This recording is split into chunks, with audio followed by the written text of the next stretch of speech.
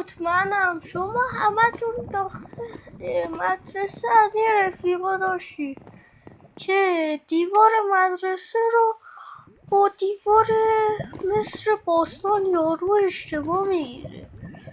بعد تای کلاس هم تا والا خانون نبینش. بعد ما از این رفیقا داشتیم یکی. بعد چند روز مدرسه میبینم دستاش زیر میزه، دستاش هم گچی. بعد میبینم دیوار رو سوراخ کرده تا لوله مدرسه رسیده لعنتی. بعد مدیر میاد میگه اگه این ویدیو لایک نکنی خبری از گوشی دیگه نیست.